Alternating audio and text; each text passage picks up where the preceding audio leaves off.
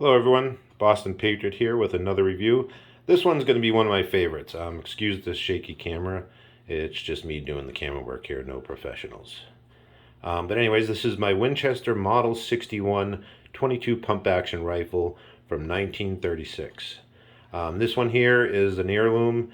Was my grandfather's gun, gave it to my dad, gave it to me, and I'll be giving it to one of my sons.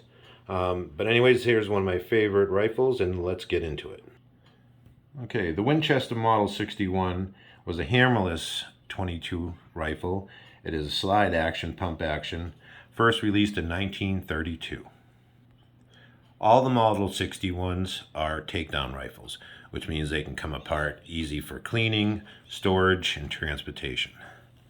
Okay, now as I stated, this is a 22 caliber rifle, but this one can hold 3 different calibers, actually 4.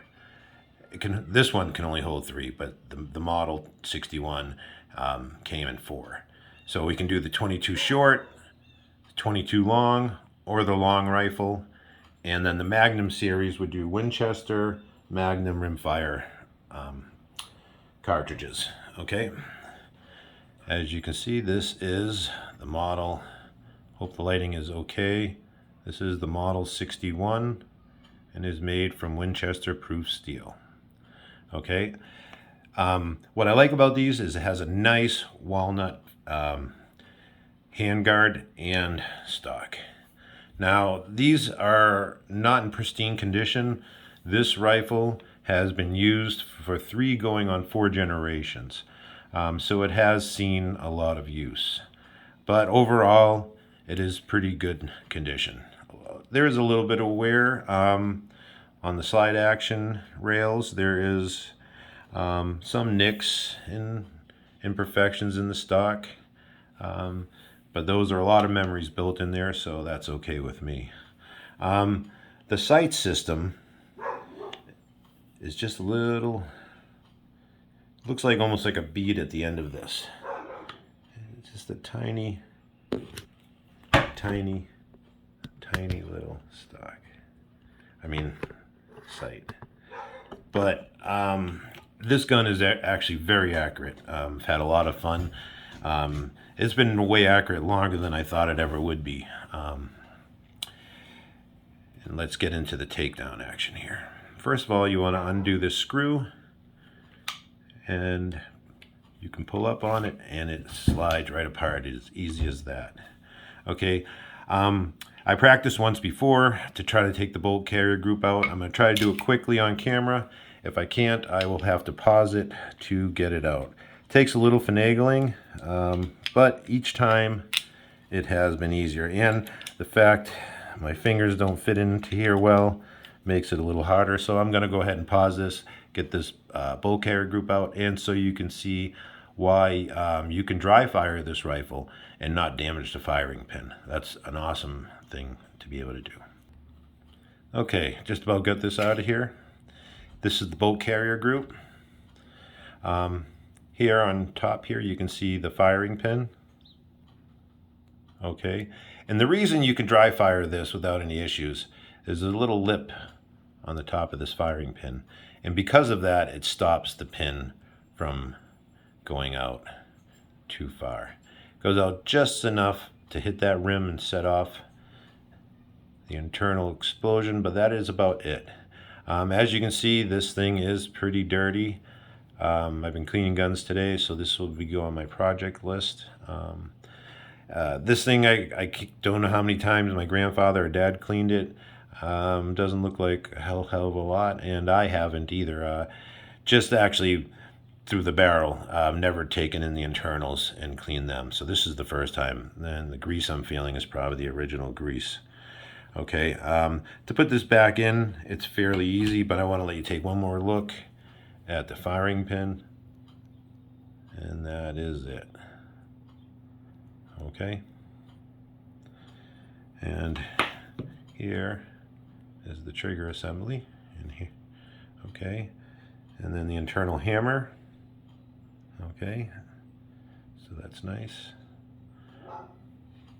And again, this is this thing's been used. There's no hiding that. It's seen some good times in its day. So I'm going to quickly get this put back together. And the putting it back together is a little easier than taking it apart, I can tell you that. With that being said, I'm going to pause this and save you guys a few seconds of just watching me fool around and trying to get this in. All right, we finally got her in. Okay, so there she goes. And to put it back together, you just push the action forward, get this gun right in, pull up on the pin, slide that in so it's flush, and tighten her down. And we will do an action check. Here's the tube. This gun was cleared prior to the video. This is actually my third take on the video, so I know everything was clear. Here's the takedown little button here. Okay, we take it back. There's absolutely nothing in here. Okay, so anyways, here's the tube. Where you load this is right through there. So you slide them in.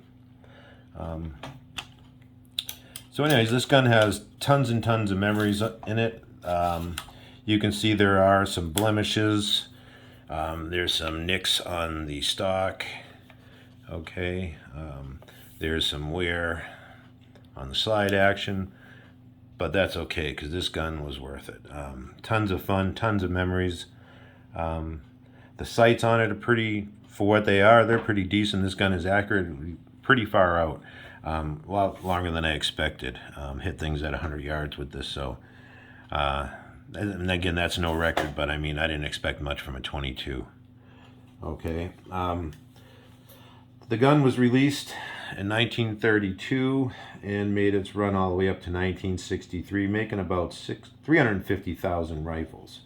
Okay, there are three, I guess you'd say, groups of these Model 61s. There's a pre-war, which has the short forearm like this. Post-war has a little bit longer, and then the 22 Magnum, which was made for just shooting the Winchester Magnum rimfire. Okay, the feed system, like I went over, was tube fed, and it came in 10, 14, or 20 round tubes. This one is a 20 round tube. Okay, the weight on this is 5.9 pounds, so it's a fairly light rifle. It's nice and easy to carry around.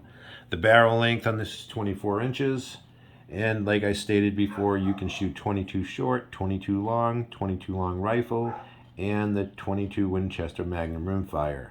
However, the 22 Magnum Winchester rimfire is specific to that model gun only. Okay, I guess that wraps it up for this review. Safety, I didn't go over that. Safety is right here. Okay, it's on safe now. The safe is on now, cannot fire. Take the safety off. And again, and that slam fire was every time you pull the action back and push it forward, it fires. Push it back, push it forward, it fires. Every single time, and that's the fun thing, is you can let 20 rounds off pretty quickly with this. And it's never one time had any kind of misfire except for ammo related stuff. Run some pretty cheap 22 ammo, as you can imagine, through this. So that's my review. This gun has been around a long time, from 1936, and will be around a long time. This gun was well made. At the time it was released, it was a fairly inexpensive gun, one for young kids, and basically a working man's gun. It was made so that everybody can use it. I really love the stock on this. I love the grip. I mean, it could be better, but for what it is, it's a great gun. And again, one of the top favorites in my collection. Excuse my barking dogs outside, but I guess that's a signal to wrap this video up. Again, this is Boston Patriot.